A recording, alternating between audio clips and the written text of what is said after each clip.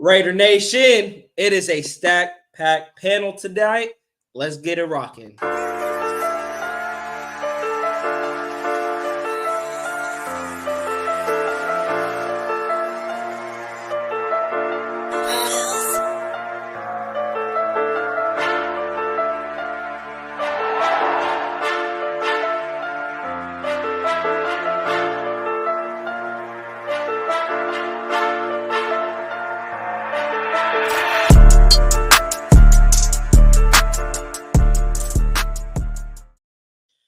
Salute to everybody pulling up. It is Saturday night, Raiders versus Jets preview talk with my boys, BigMikeRaider and SevereRaider. It has been a long time since I had my brothers on the podcast. Salute to Sean Johnson for pulling up.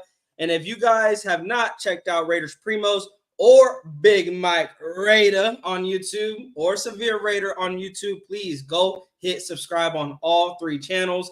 Go hit like on their videos. Big Mike, you just had a film breakdown, I believe, with Andy. Was it yesterday or 2 days ago? Good. Yeah, a couple days. I think it was 2 days ago, right? 2 days ago. A couple days ago. After this show, me and Andy are going to be recording another one exclusively for Planet Raiders. We're going to be covering that offense. We're going to be covering Aiden O'Connell, running game, all that. So tomorrow morning, with your coffee, go ahead and check out that film breakdown exclusively on PlanetRaiders.com. Definitely. Severe, what you been up to, my brother? Man, I've been working like a dang slave, man. Working like a slave, man. I've been two-jobbing it, man. You know, just getting ready for the holidays, trying to build up, get some equipment, man, so I can, you know, and get a space so I can really just go, you know, full throttle with the whole YouTube thing, man. So, you know, I've been slowly building, man. So hopefully soon, now I'm gonna try to smack people upside the head with some stuff, man. So, you know, wisdom. Just look for it, man. Just look for it. And I like bringing Severe on this because, like, we debate. You know, we don't always on some things. Facts, but I love it. And, I completely relate to you, Severe, because I've been working long nights, and it's been hard for us to bring some content to the Raider Nation. But yes, let's get right into it. Let me acknowledge, Chad. We got Sean Johnson in the building. He is. I call him the Ian Rapoport of Raider Nation. He says, salute Primos and everyone. Let's get it. It's time. Let's bring that AP energy. Now, I want to start this off. Yes, sir. I want to get your guys' thoughts. What do you guys feel about Antonio Pierce? He had, you know, his first press conference. I had that energy like, okay, these guys, I like this energy, but you can always have that energy. What matters is Sundays, and you bring that out to the field. I've always said Raiders for 20 plus years have been all talk, but they got no bite in them. Like, they talk all the right stuff, then they come out on Sundays and they look like they don't know how to play football. Sunday came, they not only beat the Giants, they dominated the entire game for 60 minutes and dominated the entire game. What is your guys' like recap or thoughts after that game, and how do you guys feel about Antonio Pierce going forward? Go ahead, bro. Oh man, so I'm a LA guy. So, you know, I'm from LA, born and raised. So, I always root for my LA people, people from the LA area. So I was a big fan of when we first brought on Antonio Pierce to be our linebackers coach. Just who he was as a player. First of all, he was a leader, he's a team captain. He was a guy that, hey, he galvanized the troops. And when you're playing middle linebacker, you're kind of that extra coach on the field. And so, I hope that would translate to his duties as a linebackers coach. He also spent a lot of time, under Herm Edwards when they were at Arizona State. He worked under Herm Edwards, and we all know the type of leader and character builder that Herm Edwards is. So I figured he would bring some of that to our linebacker core, who we all knew was like kind of a ragtag bunch of guys. And I think they kind of needed that kind of presence to guide them. His first stint as a head coach, man, what can you say? We did something we hadn't done in a long time. We scored 20 points. Yeah, 20 points, before the half. Yeah. But that being said, I always want to guard against. This team was coming off kind of an emotional high. That they were coming off of the firing of a coach who they felt was kind of had a dictatorship, right? And they weren't able to be free and be loose. They felt So anytime you have, that sudden change, guys are going to play with like, and hey, you know what? I'm not going to. You can play more loose, more freely. Josh. One of the biggest criticism of him was, he would, criticize guys or overly criticize guys in their opinion when it came to film sessions or during practice. And so when you're playing with that kind of thought in the back of your mind, where hey, if I make a mistake, I might be the guy he's calling out during film session, or I might be the guy that's getting called out, during practice. You're not going to play as free. And when you're not playing as free, you're not playing as confidently. When you're not playing as confidently, you don't play as well. So I think that was a big change. But, we have to see if this change carries over, because one of the things this team lacked was execution. Part of that fell on Josh McDaniels, but every player on that field, they're getting paid millions of dollars to do their job. And at the end of the day, it's about doing your job. And I think during their first initial pressers, every coach brought it up. I want to say, and Antonio Pierce said it himself, right? He's like, it's not on the play caller, it's not on me. At the end of the day, guys have to execute. So, and sometimes, having a change in leadership, like I said, can spur that confidence, and that can get guys to execute. The coaching plays a part in that as well. So I'm just hoping this kind of carries on over to this next game. We have two somewhat, the two of our less difficult opponents, and then, but after these two guys, we face kind of a real test. Mm-hmm. Yeah, no doubt. Big Mike, take it away, man. Yeah, I'm on the same train as Severe, man. This is an LA connection, being from the LA adjacent. I'm from Pasadena, which is LA adjacent. And, initially from the beginning, when they made him the head coach, I was excited. This is a guy that I was watching, not necessarily growing up, but as a young adult, I was watching Antonio Pierce, and I kind of revered his kind of like the steps it took for him to get to that point, right? Mm-hmm. JUCO guy, right? He played over at Mount San Antonio College, which is in the San Gabriel Valley. Shout out to the 626. Yeah. He went over there, got an opportunity at University of Arizona as a player, did his thing over there, and then made the NFL as an undrafted free agent with the Redskins. Ended up being a team captain for a Super Bowl team and made a Pro Bowl.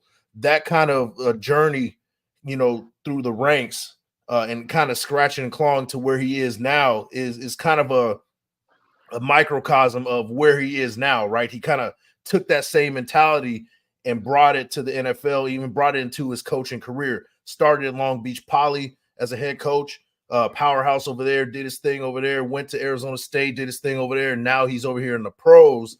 So to me, initially, Antonio Pierce, I was excited for him. I was excited for him to get a fresh start, excited for him to see what he can do, bring a spark to a sparkless team, a team that was without a spark, a team that's been without a spark for years. Let's just be honest, right?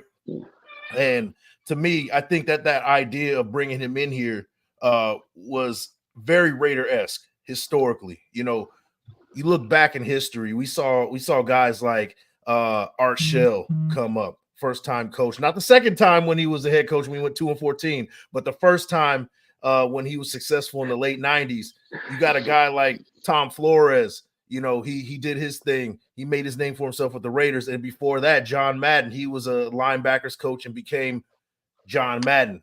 So, bringing Antonio Pierce up from pretty much out of nowhere is very Raider-esque, and I love the pickup. I love the promotion. And then after that Giants game, I was very excited because you could see that these guys sold out for him, and that's something that we haven't seen since the Bisaccia days. That quick last half of the season when Bisaccia was in charge. I think that Mark Davis doesn't want to make the same mistake twice and pass up on a spark like that, because he had it with Rich Bisaccia and let him walk. This time around, I think if Antonio Pierce moves forward and continues that sustain, and to me, I think it's sustainable what he did with the Giants. I really do think that's sustainable. If he can continue doing what he's doing against the Jets, steal one against Kansas City, and at least win 4 or 5 games. I'm not saying playoffs, but 8 or 9 wins at the end of the season, you can see him as our next head coach. That's how I see it there, Big Mike. I've been talking with Sean, and I told him, I was like, hey, the way AP wins his job is he has to win at least probably 7 or 8 games to finish the season out. Does that mean playoffs? Not necessarily, likely not really, because of that 3-5 start. I agree with our brother Grab. I think the Steelers loss and the Chargers loss, if it comes down to the playoff picture and the Raiders like just barely missing out, those are the 2 losses we're going to look back at like that's what kicked us out of the playoffs. And real quick, before we really do dive into this discussion, this breakdown, I want to give my respects and pay my respects to cornerback DJ Hayden, former Raider.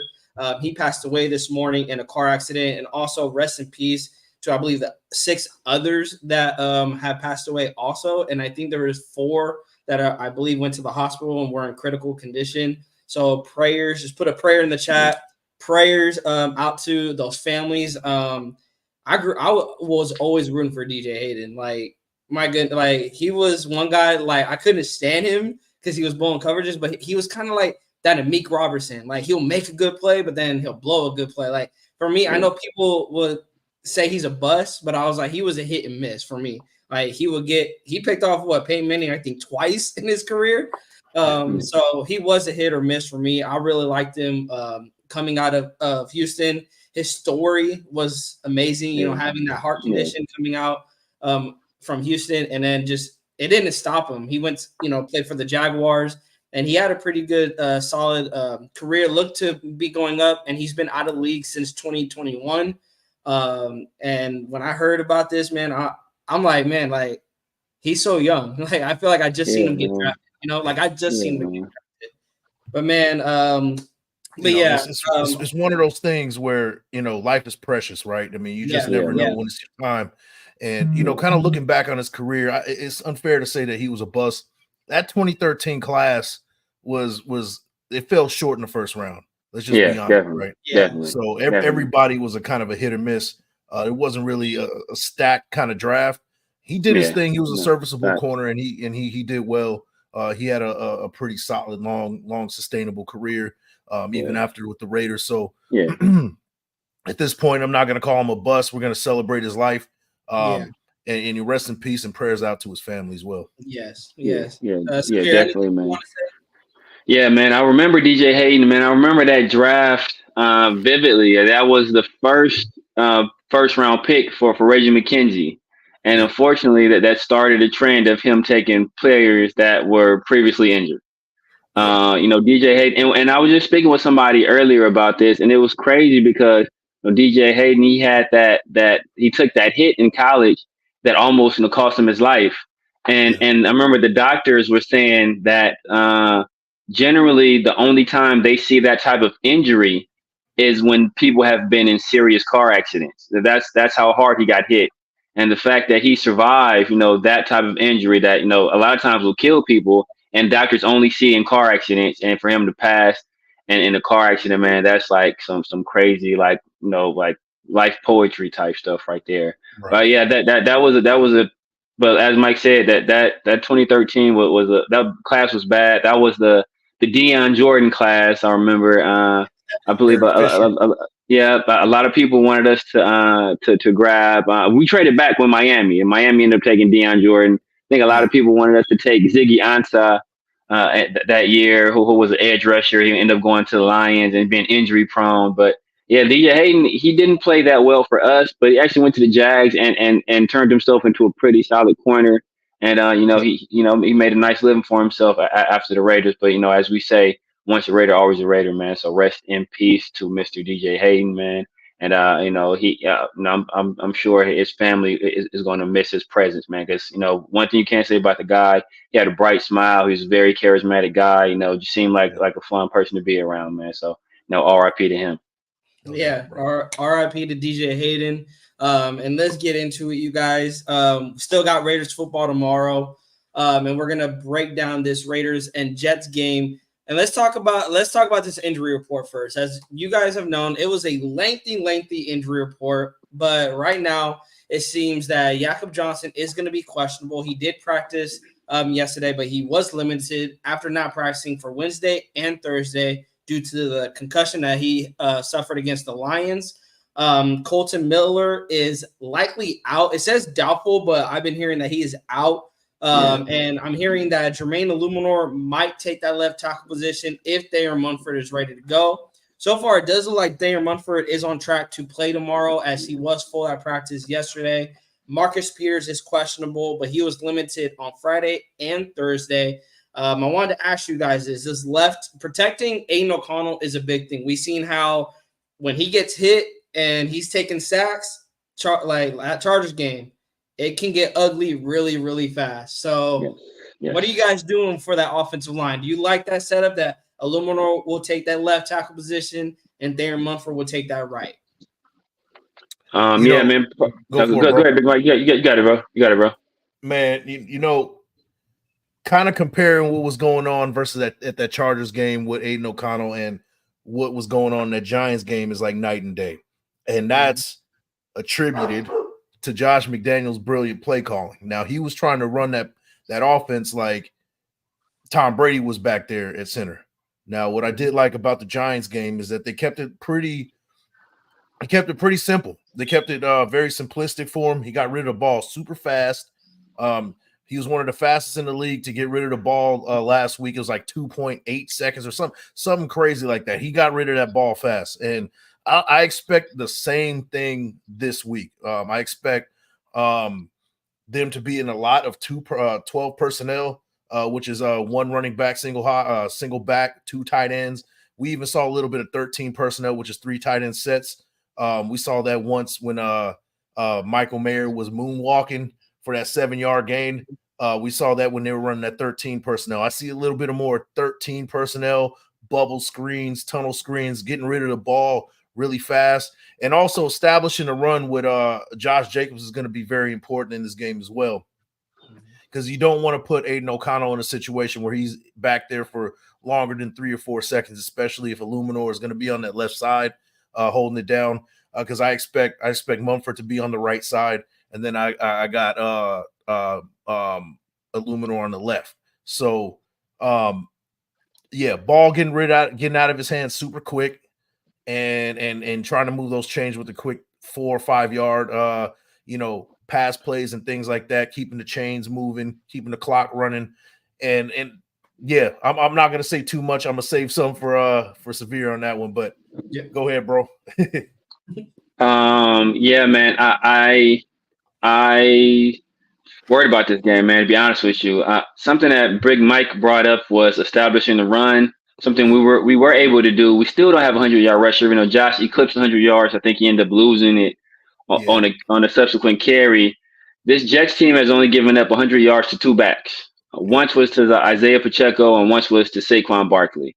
They have multiple games where quarterbacks have thrown multiple interceptions. They held Patrick Mahomes to about 205 yards, picked him off twice, picked Jalen Hurts off 3 times. This is a ball-hawking defense. They have one of the best young corners in the league in Sauce Gardner.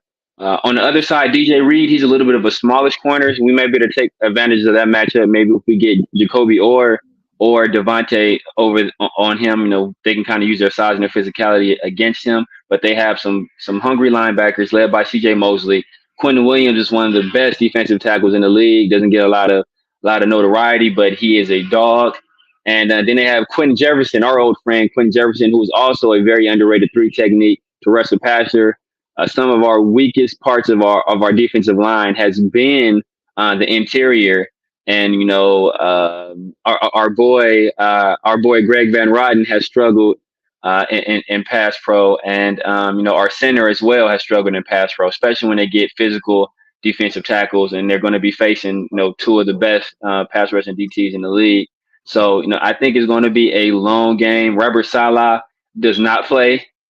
He is a guy who is going to be very ready. And one of the things that quote came out about we were hearing the contradictory things. We're hearing early on that Josh McDaniels, the offense was too complicated and he was trying to do too much. And then later on, that quote came out. I think it was after the Chicago game where they were saying, "Oh, the defense knows what we're playing and they're calling it out."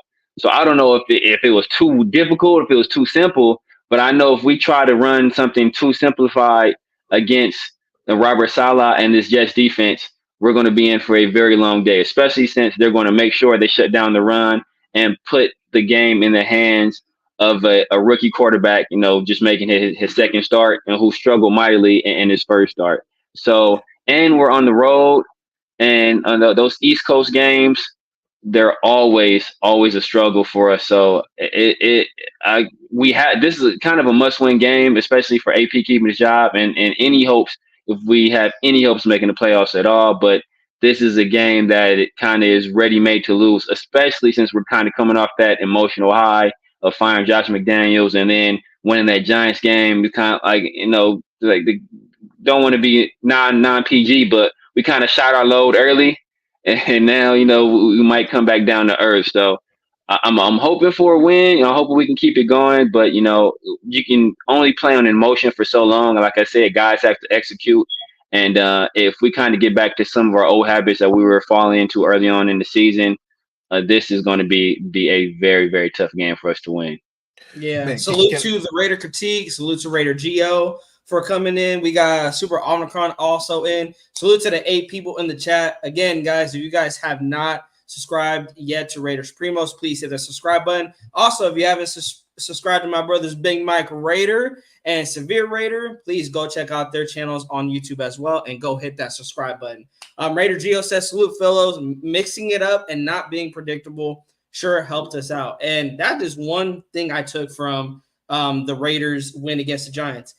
Were we vanilla offense? Likely, yeah. Get the ball out, get it quick, it stops run, but it mixed it up. And then for Aiden, like as soon as we get the pick from Amik, like Bo draws up a deep pass to Trey Tucker. Like you don't usually see it. Hey, I'm gonna put my rookie quarterback out there and we're gonna take a deep shot.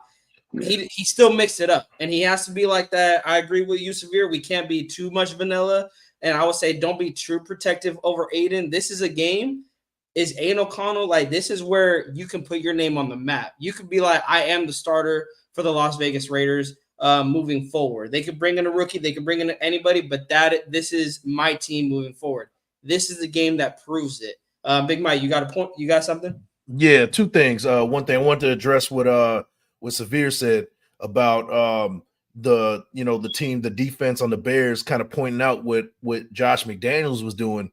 I think that from a defensive coaching perspective, they knew what was going on with Josh McDaniels, but from an offensive perspective, it's also complicated when you have to learn that on the fly or over time, right? So it could be both things, right? From an offensive perspective, it could be complicated to learn, but then also on a defensive perspective, it can be easy and point out the tendencies, right?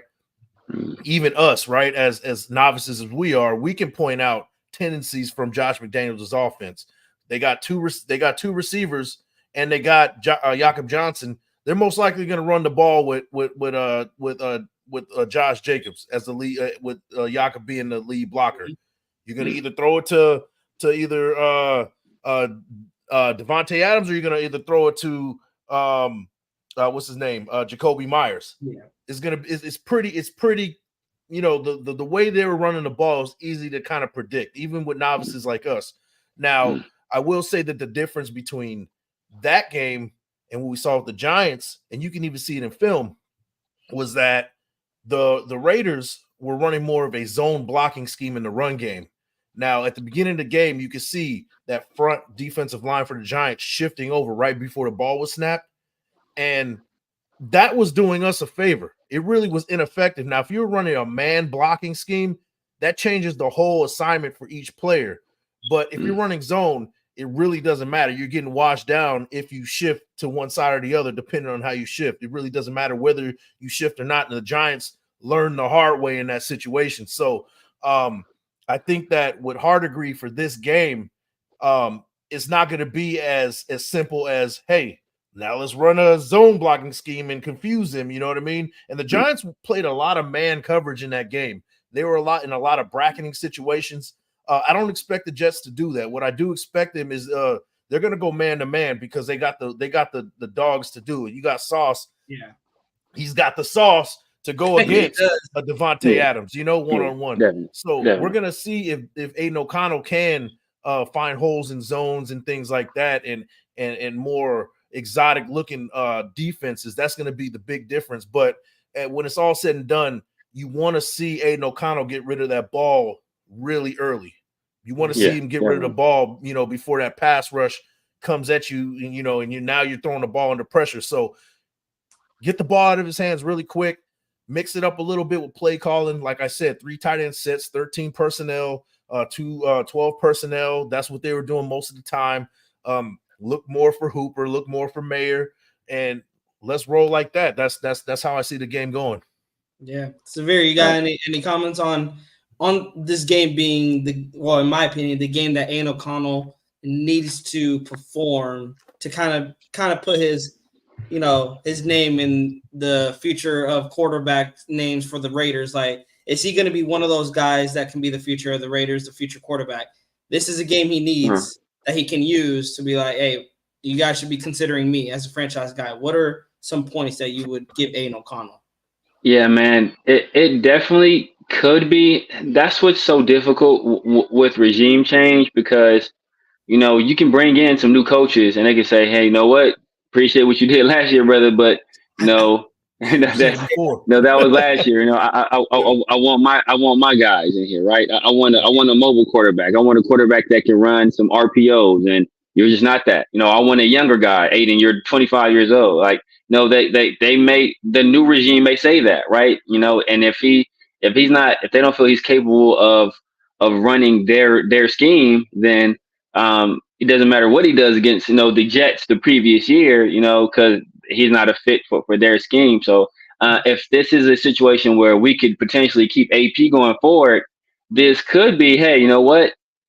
Aiden O'Connell establishing himself as the future starter of the Raiders. But if we're going to expand the search outside of just who we have in-house already, whatever he does could be off or not. So this is a game the Raiders traditionally lose. Like I said, after that big win we just had, traveling to a different time zone, this is a game we usually lose. So it's a game that the games we're supposed to win are usually the ones we lose, and this is one of those supposed to win type games. But this also fits all the criteria of games that we've lost in the past.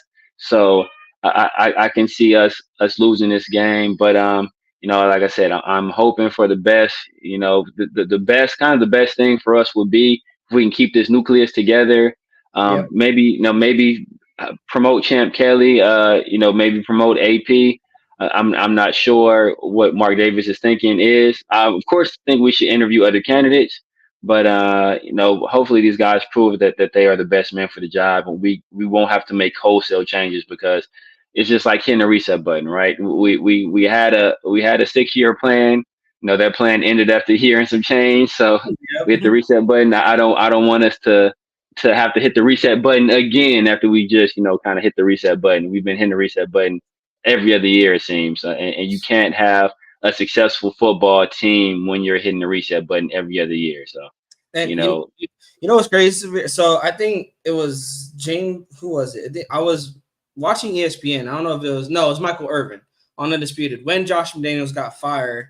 And basically the question was, who's more at fault here? Is it Josh McDaniels or is it Mark Davis? And essentially it does go to Mark Davis. He's the one that made the hire. So you do get, some fault for it. And Michael Irvin said, Mark Davis, the thing with these owners is that they hire based on like what's best for the owner. Like, do I relate to that coach? Can I bring the coach out to dinner? It's like, no, you have to hire a coach based on if they can connect to the players, not connect to you as an owner, connect to the players. And I think that's what Antonio Pierce does now. Is there other coaches out there? There is, but I want Mark Davis to go into when he looks for a new coach, look at Antonio Pierce and the way he connects with the locker room and how those guys went out, not against the Giants, not only the Giants, but you want to say the rest of the games, they went out and fought for him. Now, to our point, did they just do that because coming off of a high, coming off the firing of Josh McDaniels? Can they do it in back-to-back weeks? Go out and fight for this man. Like we said with Rich Bisaccia, those guys went out and fought for that guy. Can they do it with Antonio Pierce? And that if they do that and they go on and they win some games, like I said, 7 games, then Antonio Pierce has to be looked at. Not saying he is the guy, but if he isn't the guy, make sure you bring in a guy that connects to the locker room. That's why I like Ben Johnson from the Lions. He really connects with that offense, and he's got that offense rolling with the Lions. Yeah. They have the ups and downs, but his creativity, that is what I like. And can he connect to the players? Now, that part, I will say, I don't know too much on Ben Johnson, how his energy brings to the locker room. I think Antonio Pierce talked about it. Most coaches, it's like, hey, I'm your boy. But when the head coach walks in, it's a different type of talk. But yeah, that's my thing on Antonio Pierce, and also going forward with Aiden O'Connell. The Jets defense is in total defense, they're ranked 9th. In pass defense, they are ranked 3rd.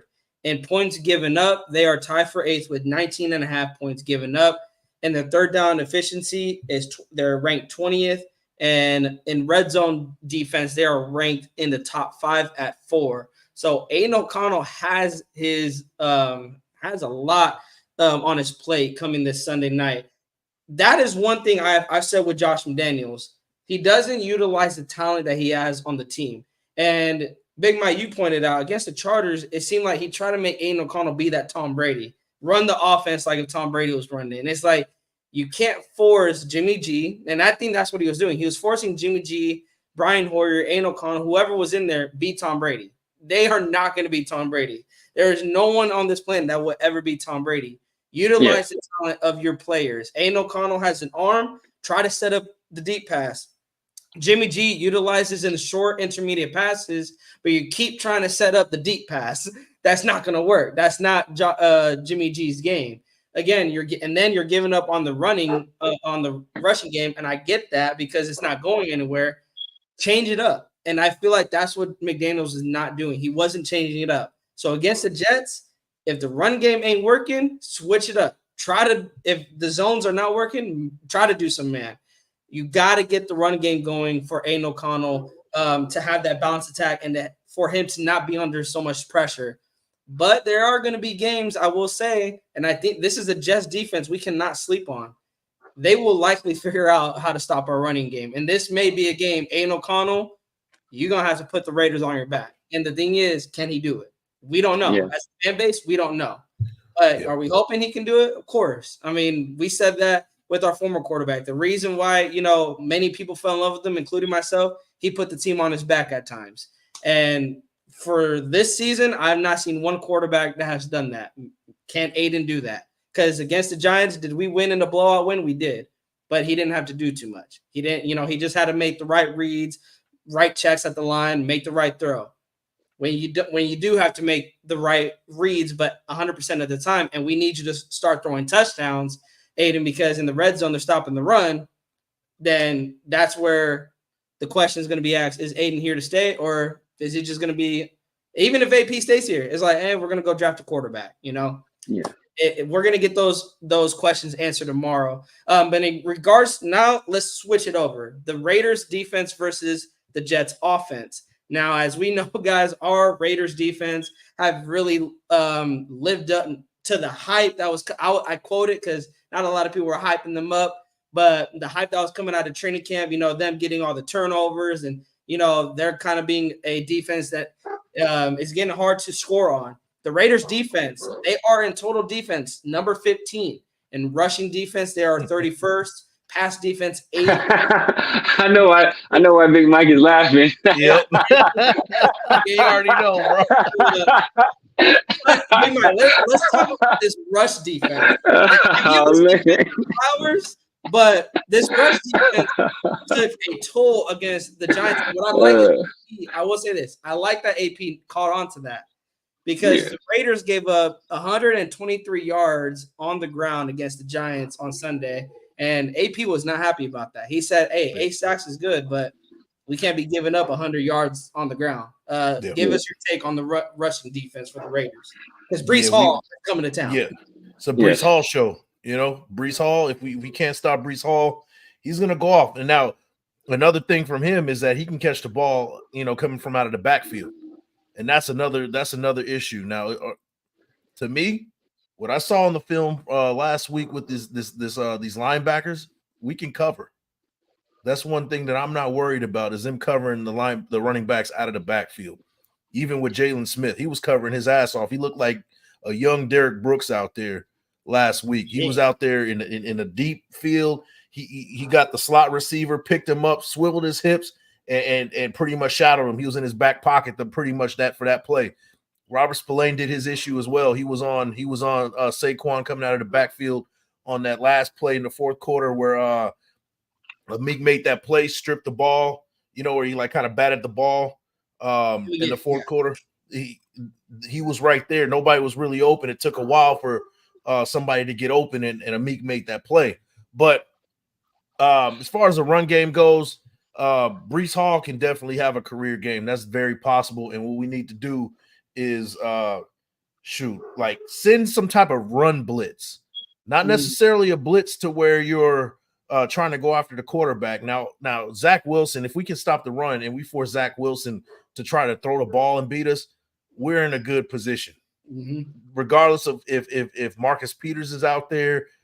Hey, if we can go and stop the run on first and second down, get them in forcing a pass situation, we're good to go.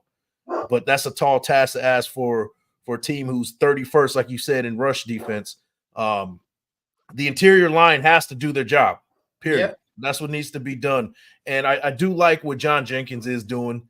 I do like what Bilal Nichols is doing, but they need to do it together. It needs to be a togetherness. And one thing I said about this defense is that they're going to keep rotating guys in. You got two guys in the middle. They're going to do their thing, rotate another two guys in. And that's exactly what you've been seeing from this interior line. You don't have, one guy kind of like doing their thing. We don't have that kind of star power in the interior. But what we do have is a bunch of solid guys that can come in and they have that motor and keep on, bringing the heat. Adam Butler is doing his thing. He's been killing it, especially with pass rushing.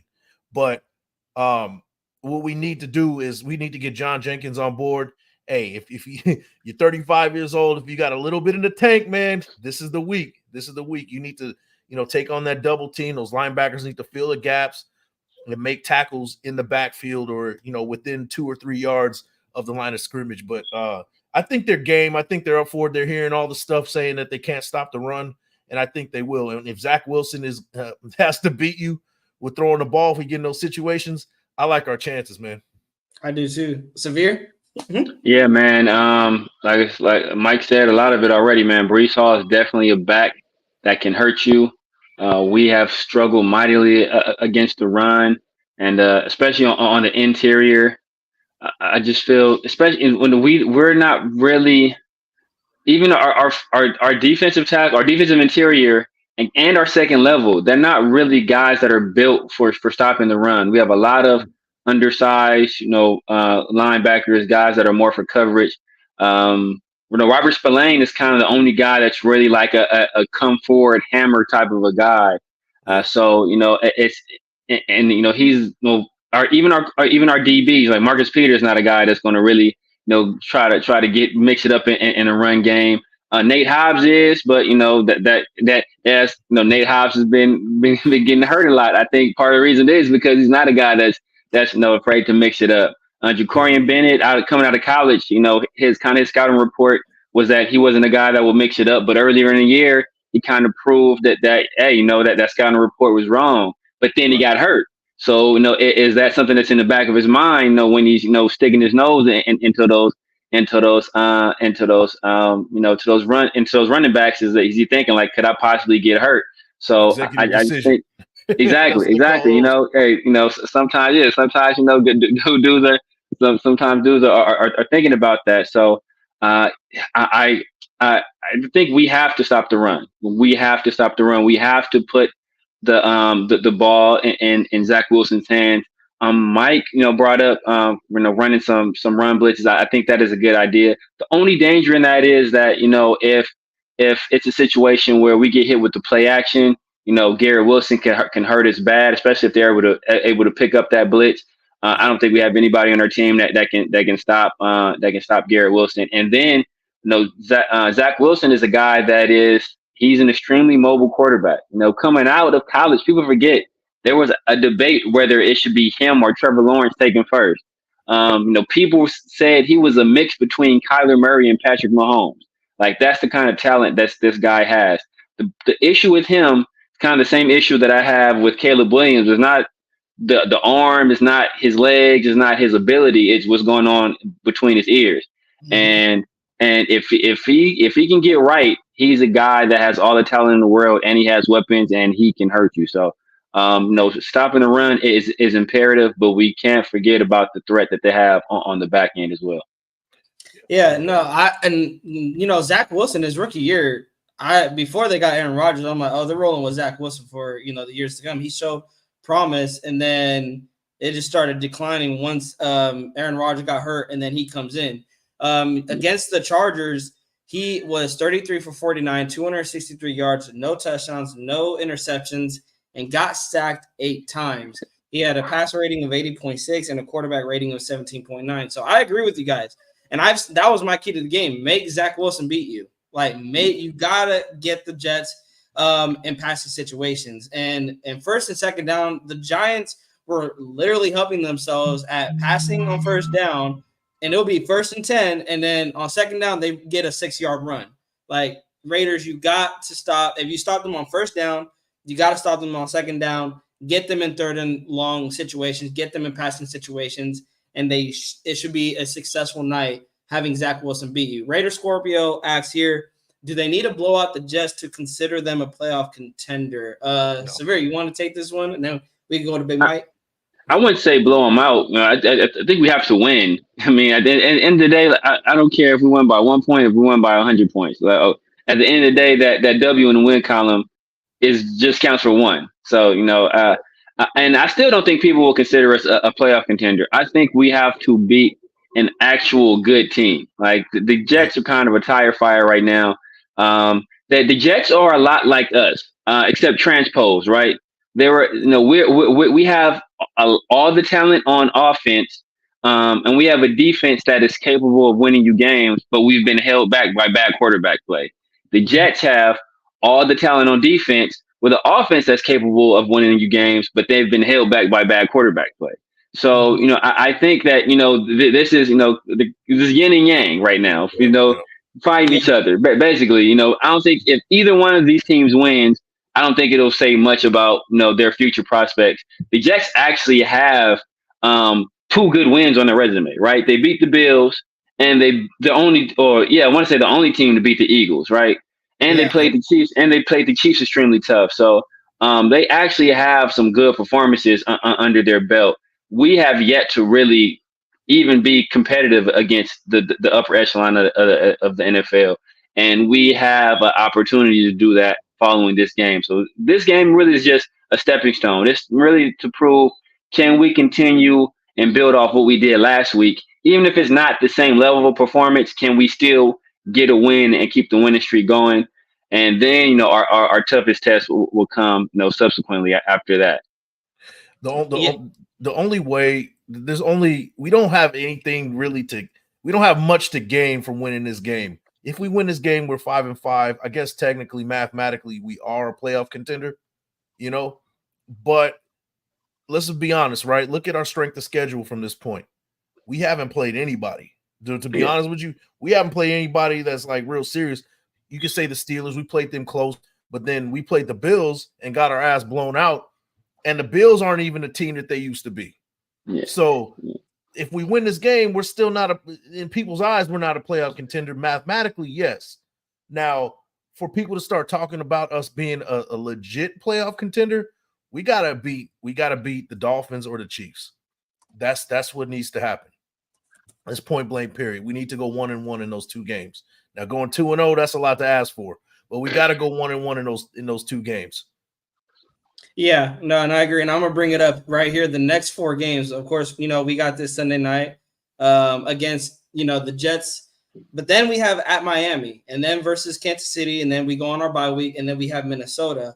Yeah. The Miami and those 2 weeks at Miami versus Kansas City, I agree. We got to pull one of those games out if you want to really be considered as a playoff team and a team that, hey, the Raiders somehow got this new juice rejuvenated into them, and now with the talent that they have, they can take this and make it to the playoffs. You got to go out and play Miami and Kansas City. And could you play? I will ask this: if you play Miami tough and you keep that game close, and maybe the same thing with Kansas City, like either or, do you consider them possibly a playoff contender? Let's say they go 1-1, but they play one of these teams close instead of getting blown out. If we go 1-1, I think if we win this Jets game, we go 1-1 against the Dolphins and the Chiefs. I think we can start considering playoffs. But if we beat the Jets and we lose both of these next two games, then that pretty much takes us out of the picture, just because we've lost too many games against the AFC at that point, and it'll be hard. Extremely hard to make a wild card, especially with the AFC North as good as it is. Like they're going to probably send at least two teams there, possibly three, because the Bengals are starting to pick it up. Steelers are playing well. The Ravens are playing well, so they could send three teams there. So that it's going to be extremely difficult for us to make the playoffs as a wild card team. So we have to stack wins together, and losing losing one of those two games is still going to make it tough. If we lose both of them, that all but eliminates us. Yeah. Big Mike, I agree. And after that KC game, say we get out of there 6-6, we still got to go 4-1 to make the playoffs. In my eyes, 10-7 is pretty much the line, right? And 9-8 is not going to cut it. Then you got a team like the Vikings. They're one of the hottest teams in the NFL right now. They started 0-3. Now they're 5-4. Yeah. Even without Kirk Cousins, they're still playing the best football right now. Yeah. So Minnesota isn't a slouch. Indianapolis, that's still tough out, and then the Chargers again, and then the Broncos Chiefs again. And we got the Chiefs again too. Mm-hmm. So 4-1, that's a lot to ask for. And going 6-6, being 6-6 going into that Minnesota game, 4-1, to ask for them to go 4-1 with that schedule, that's a lot to ask for, man. That's really a lot to ask for. And this is where I look back. F McDummy.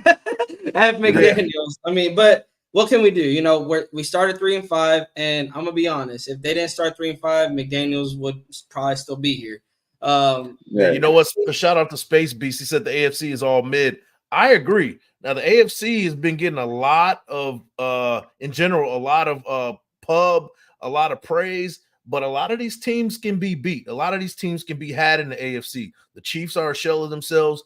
Their defense doesn't get the credit that they deserve, the Chiefs, as far as that, because everybody wants to talk about Patrick Mahomes and that offense, but that offense isn't as good as in years past. Mm-hmm. Then you got the Ravens, who are wildly yet underrated, yet they get a little bit too much credit sometimes when they do win games, because they've been blowing out teams, but they can get had too.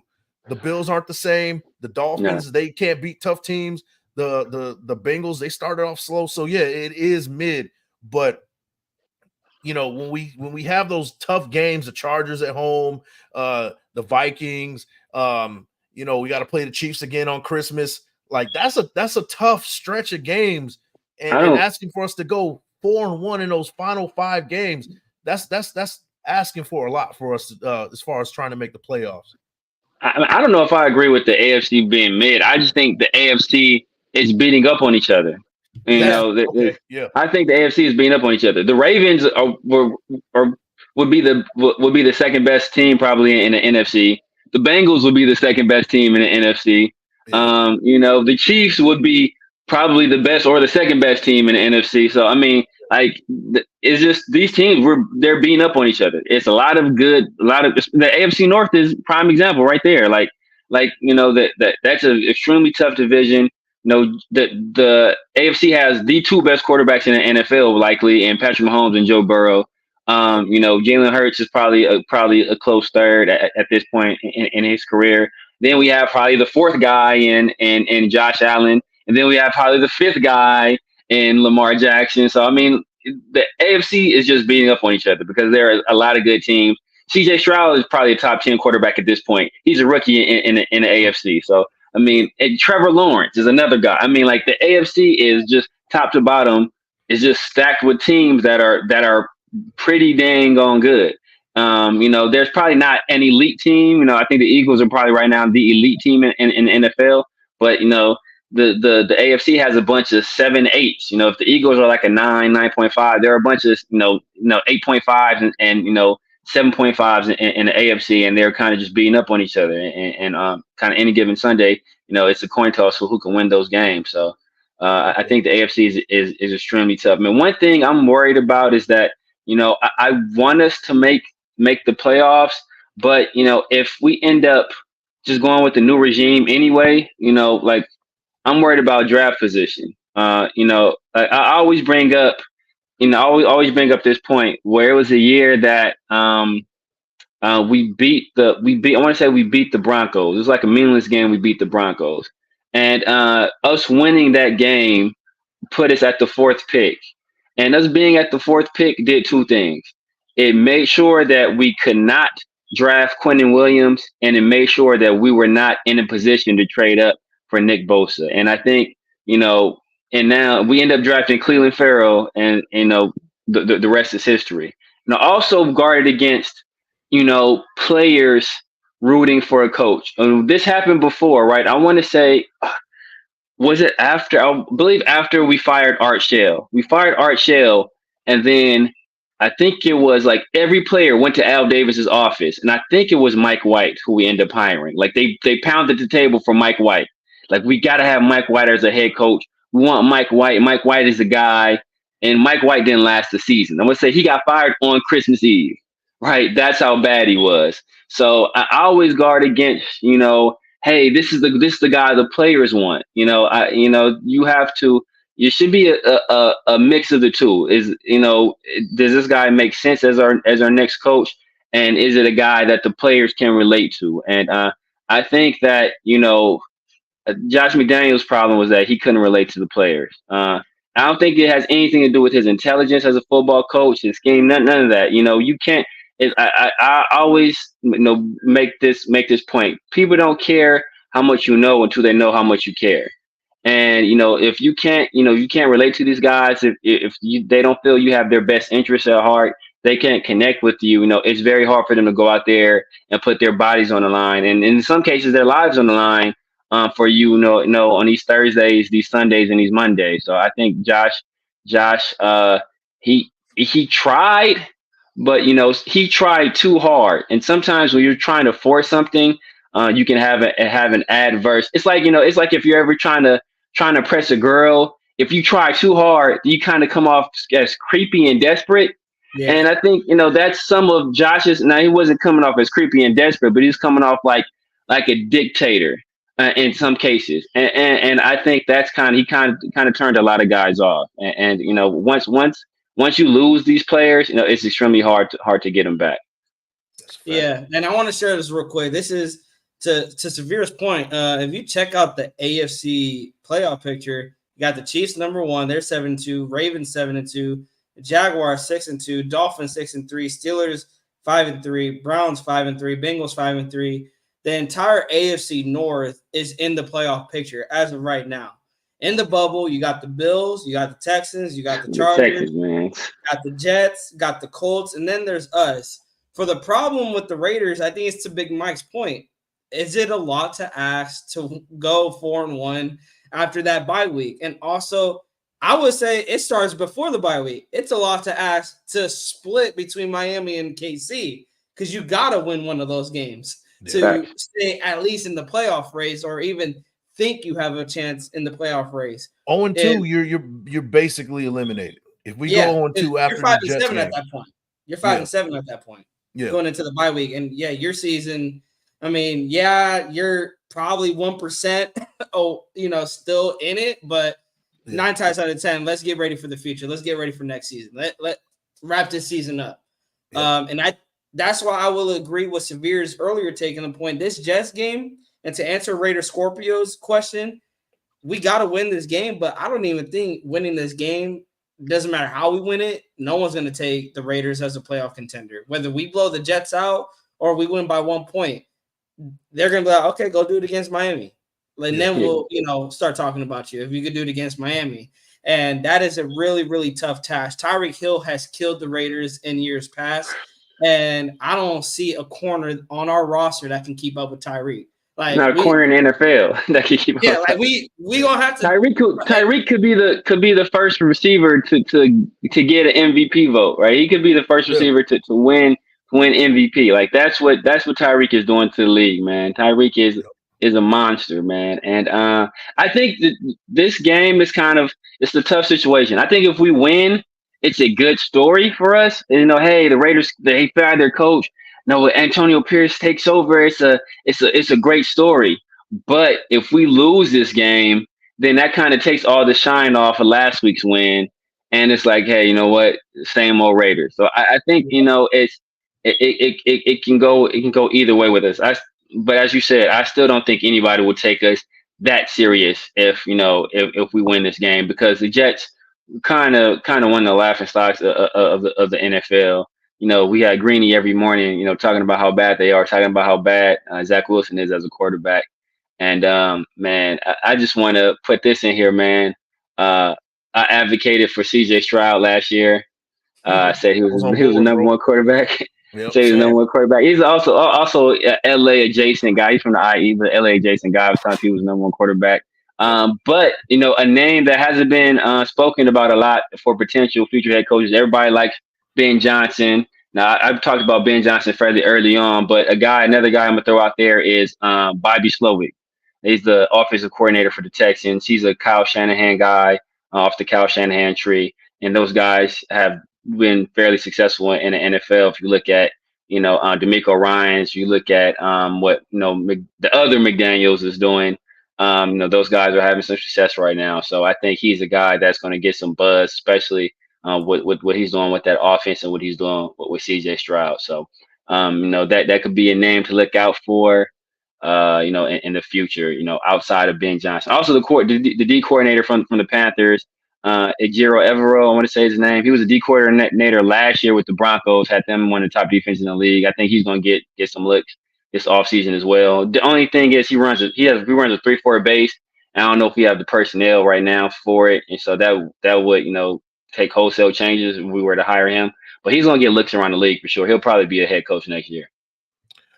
Yeah, I agree with you, man. And you know what, man? It's to me with the Raiders, as far as Mark Davis goes, right? Like I think that they really need to not try to make a splash move like they've done in years past, as far as trying to pick up a head coach.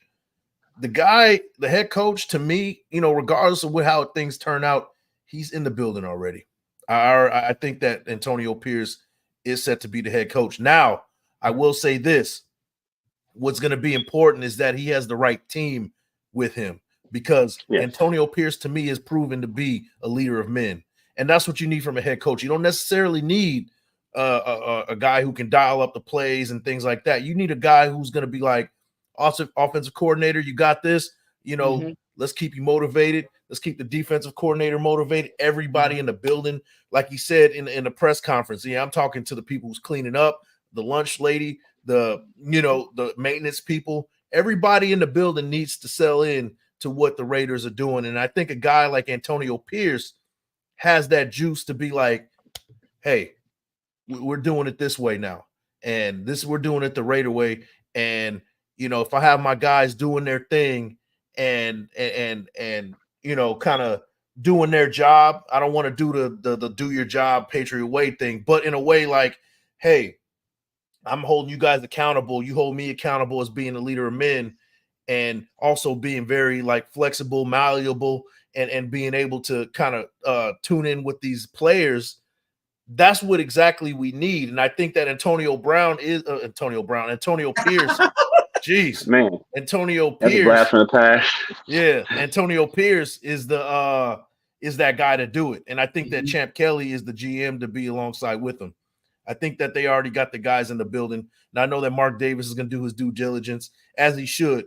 But I think that they need to not try to bring that Jim Harbaugh in and, give him a 6-year, $60 million. We don't need to be breaking the bank this time around. Give the guy, give Antonio Pierce, a 3-year. Let's see what happens. Give him about $6-7 million, and let's see what happens. Things like that. I think that would be a good move because Antonio Pierce is already shown to be a leader of men at this point. Yeah, and it's to Severe's point, it's hitting that reset button. And I said it with McDaniels, like, be a head coach. And I think Antonio Pierce, that's him. He's being the head coach. He'll make the decisions. He'll motivate the guys. He'll, get them ready to play. Like you said, leader of men. McDaniels, that was the one knock. He wasn't a leader of men. And for me, it was also, why do we have an offensive coordinator, McDaniels, if you're calling the plays? Give the play calling up. And Antonio Pierce doesn't call any plays. Bo Hardegree is the one that calls the offensive plays. Patrick Graham's the one that calls the defensive plays. And that's what I like. If you got coordinators, let the coordinators do their job, which is to call plays and get these guys in the best position. As a head coach, utilize your timeouts. And Antonio Pierce did that way better than McDaniels ever did. Because my goodness, I think it was against the Steelers where we didn't even call a timeout in the 2-minute drive. It was either the Steelers or the Packers. I'm like, are we not going to call a timeout? Like, we do got 3 timeouts. But yeah, that I like Antonio Pierce. What I know there's some rule, I think in the NFL, it's a rule that that Mark Davis has to interview other coaches. He can't just go straight to, Antonio Pierce got the job. But Antonio Pierce, rooting for him. And tomorrow it is going to be on display for prime time. And I wanted to ask you guys, as for a guy for like Aiden O'Connell, do you think he's going to feel the pressure of, being on prime time? And will that kind of make it harder on him going against the Jets defense that we talked about? They are ball hawks. They can turn over the quarter. They turned over Jalen Hurts 3 times, Patrick Mahomes twice. Not only are you playing the Jets, but you're playing on Sunday Night Football, one of the most prime time, not outside of Monday Night Football on Thursday night. Sunday Night Football is the big headline of the NFL. Is the pressure on Aiden O'Connell, and not just Aiden, but Antonio Pierce too? No, I think okay. So I will say this: I say if Josh McDaniels was still the head coach, I think that Aiden O'Connell would feel this pressure. And I'm going based off of what he's done in the past, how he kind of threw him out to the fire against the Chargers. That's why I say that. Now, a guy like Antonio Pierce, he's gonna put his arm around. He already said in the press conference that's his BFF. He's talking to Aiden O'Connell, man. And the good thing about Antonio Pierce is that he kind of has a way with words, right? He has a way to kind of motivate and kind of also at the same time calm down, keep you calm as well. And he can hype up the guys, but what you want from your quarterback is to be composed. Antonio Pierce has that composed kind of but hyped up kind of command presence that he can instill into Aiden O'Connell and kind of give him that reassurance. And that's just seeing from the previous game and what he's done so far, showing what he's shown so far. So it might be a little premature, might be a little early, but from what I've seen so far, I think that's the case. And I think that AOC is going to be cool, calm, and collected for this game. Severe? Yeah, man. I'm hoping so. He's a guy that, he seems like a guy that doesn't get too rattled, right? He's not a guy that's gonna get too high, get too low. And right now, he's kind of playing with house money, man. It's like, if he goes out there and he lays the egg, it's like, oh, hey, what do we expect from a rookie quarterback in his third start? Against one of the best defensive coordinators in the league with a ball hogging defense. Like, what do you expect? But if he goes out there and he balls, then hey, you know what? Hey, maybe he start getting some buzz on his name, and he secures his spot at least, to be in contention to be our quarterback of the future. So, like I said, he's playing with house money. Antonio Pearson doesn't strike me at all as a guy that feels any kind of pressure right now. He's the guy that he's been in some pressure packed situations. The team captain, like Big Mike said, team captain of a Super Bowl team, playing the greatest dynasty in the history in the NFL, and those guys went out there and they won that game on defense. So I don't think he's feeling any pressure at all. He's secure in who he is as a coach and as a man. So I don't think he's feeling any type of additional pressure. I think this team, they've been playing loose and feeling loose. So hopefully that kind of translates to the field, and we're able to pull out a win, man. Because like I said, man, I would, and ideally I would want Antonio Pierce to stay on as our head coach, just for continuity purposes, and so we aren't just completely hitting the reset button, again, as well as Champ Can. That's what we don't speak about a lot, right? Yeah. I would rather us go back to a traditional model where if we're going to elevate Champ Kelly and make him the permanent GM, I think he should make the decision on who the head coach is. And if he wants to, continue with Antonio Pierce, then I think that should be a decision that he makes. If we choose not to keep Champ Kelly, I think we should hire another general manager. Then he should make the decision on who the head coach is. I think we've been doing the inverse, where the head coach has too much power, and that has bit us in the butt. It bit us in the butt in terms of personnel with John Gruden and some of his draft picks. It bit us in the butt with Josh McDaniels and some of his draft picks, right? Or some of his player personnel decisions as well. The story came out that Ziegler didn't want Jimmy G. It came out that Ziegler preferred C.J. Stroud in the draft, and McDaniels preferred Bryce Young. So I think if we would have trusted Ziegler more in some of our player personnel, I think we probably would have better product on the field, at least in terms of our roster. We have a solid roster now, but I think it could have been that much better. So it's time for us to start doing things the right way. Hire a GM, let the GM do a coaching search, and if Antonio Pierce is the guy for the job, then let that be his decision and not the decision of Mark Davis, where the coach has more power, it seems, than the general manager.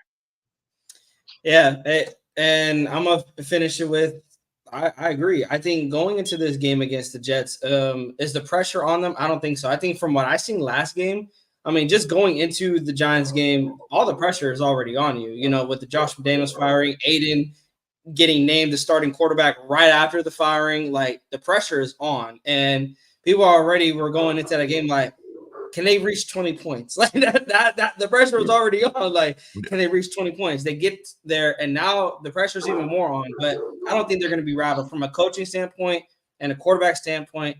I don't think they're going to be rattled. And I want to give a shout out right now to the chat. 18 people in the chat. Again, you guys, if you guys have not subscribed to any of the 3 channels, Raiders Primos, BigMikeRaider on YouTube, or SevereRaider on YouTube, go hit those subscribe buttons. Hit the like on the previous videos and get the algorithm out.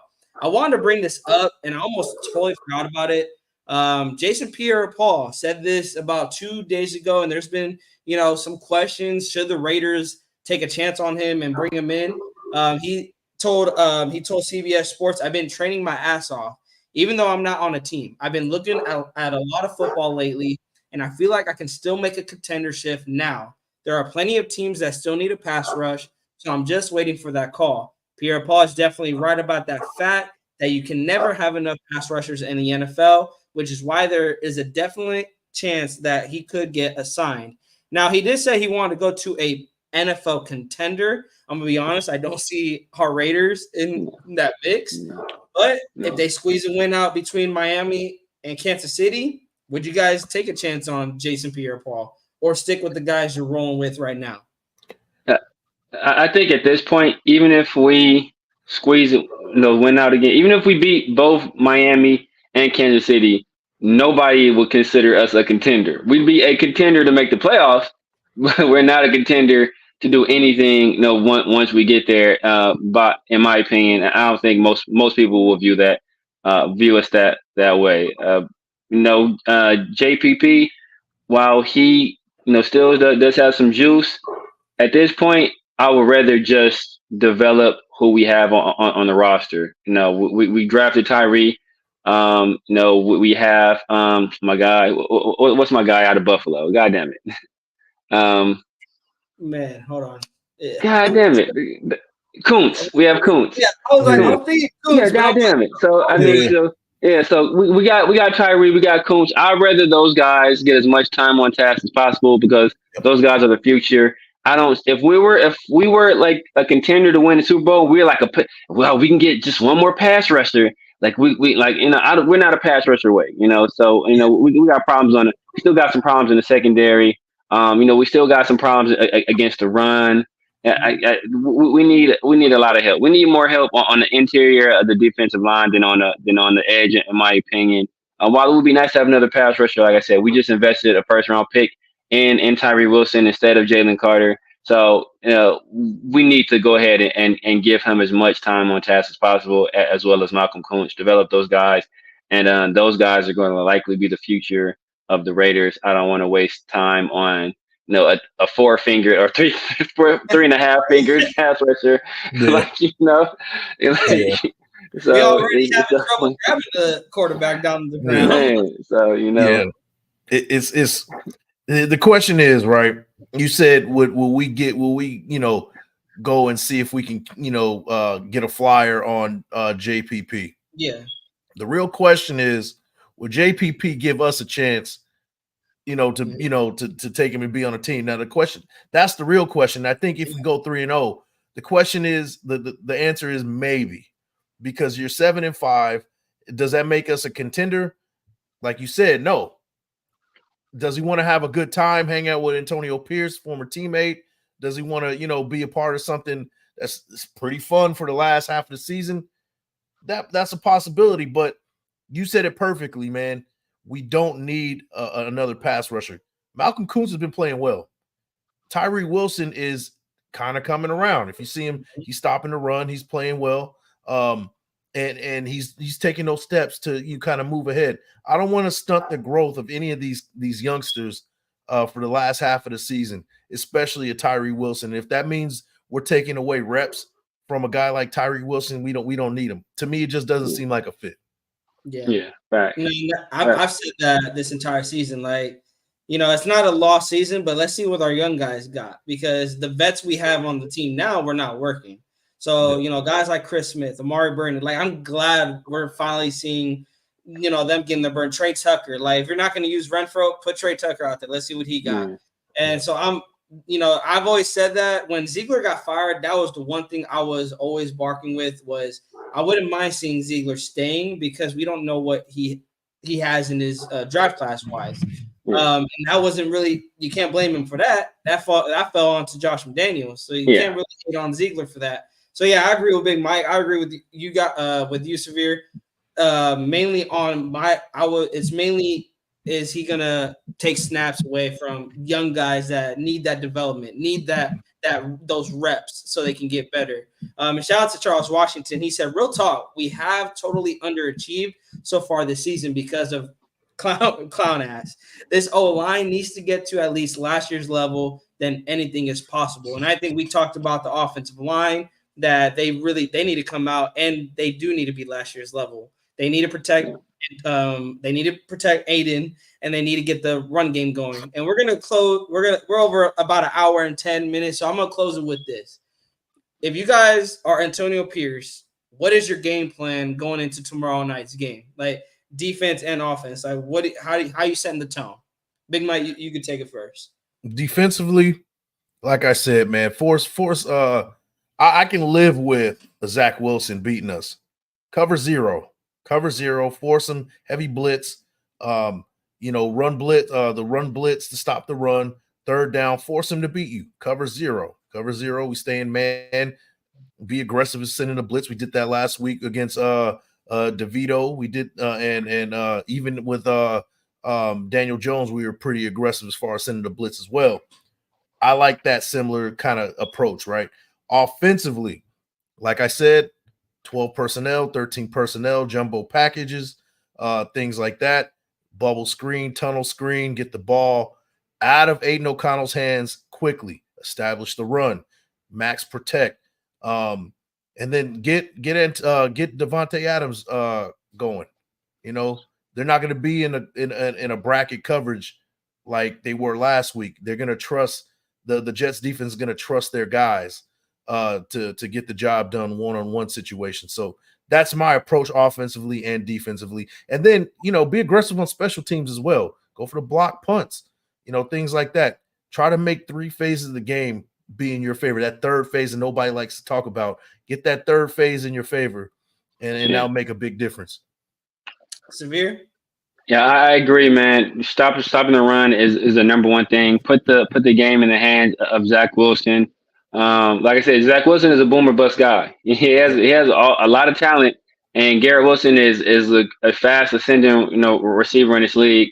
So if you put the game in the hands of Zach Wilson, you do not let Garrett Wilson beat you. It has to be Alan Lazard. It has to be these other guys. It has to be Randall Cobb. Do not let Zach Wilson and Garrett Wilson beat you. Make it be Zach Wilson and these other guys, right?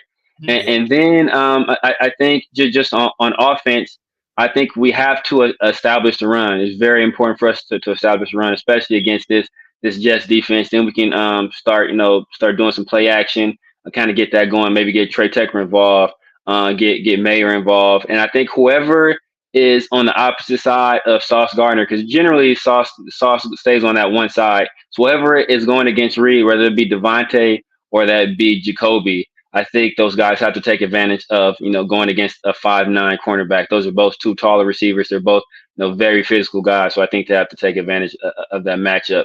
But before we get out of here, man, I will be remiss without saying, I know we paid our respects to DJ Hayden. I would also like to pay respects to the career of Jakob Johnson and Brandon Bowden, because without Josh McDaniels being the head coach or offensive coordinator, those guys are out of a job. So, RIP to their careers after this year. They had a nice run, and they will be missed by Josh McDaniels, I'm sure. That's a fact. I mean, I miss Ingold, man. Like, seeing what he's doing in Miami, like, they're using Alec Ingold exactly how he should be used, and we did it the same way. But I mean, shout out to Alec Ingold and shout out to Jakob and Brandon Bolden. We'll no longer have to deal with their services here. If I'm Antonio Pierce, my game plan is simple, almost like you guys, but on offense, establish a run, but find your superstars.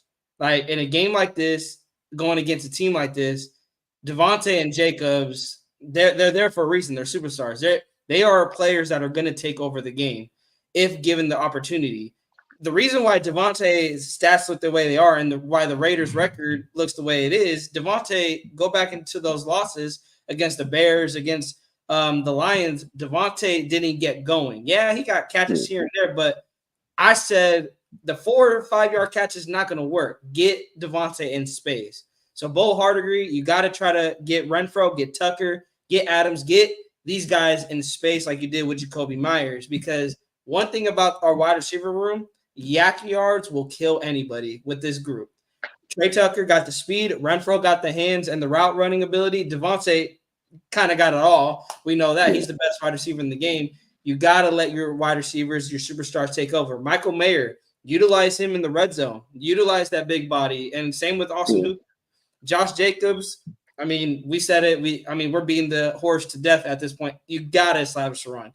Don't give Jacobs 10 carries. I know this is Antonio Pierce talking about, and he already says Josh Jacobs is the heart of the offense that's going to get it going. Utilize him then. Go buy on that word for 2 weeks in a row. And then on the defense, where's Breece Hall? Find where Breece Hall is, because he is the person that's going to kill you. Breece Hall and Garrett Wilson, you got to know where they are on the field at all times, because Breece Hall is not only a running back, he can kill you in the receiving game too. You just gave him a man-on-man on a linebacker.